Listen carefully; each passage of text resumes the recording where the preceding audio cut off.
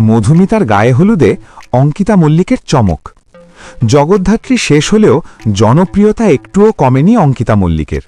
ধারাবাহিকের সাফল্যের পর বড় পর্দার কাজ, গুঞ্জন আর নতুন প্রজেক্ট সব মিলিয়ে আলোচনায় থাকলেও সেই সব চাপ এক মুহূর্তে উধাও হয়ে যায় মধুমিতা সরকারের গায়ে হলুদ অনুষ্ঠানে পা রাখতেই। হলুদ মাখা রোদের আলো, হলুদ ফুলে সাজানো মঞ্চ, ঢাক আর ডিজের মিশেল, এই আবহেই হাজির হন অঙ্কিতা। শুরুতে সাধারণ অতিথির মতোই ছিলেন, সবার সঙ্গে হাসি, আড্ডা, ছবি তোলা। কিন্তু হঠাৎই যখন মিউজিক বদলায়, তখনই বদলে যায় পুরো পরিবেশ। অঙ্কিতা মল্লিক মঞ্চে উঠেই নাচ শুরু করেন। কোনো প্রস্তুতি নয়, কোনো রিহার্সাল নয়, পুরোটাই মুহূর্তের আনন্দ থেকে। তার এনার্জিতে যেন গোটা অনুষ্ঠান নতুন গতি পায়। মধুমিতা নিজেও হলুদ মাখা মুখে হাততালি দিয়ে নাচ উপভোগ করেন।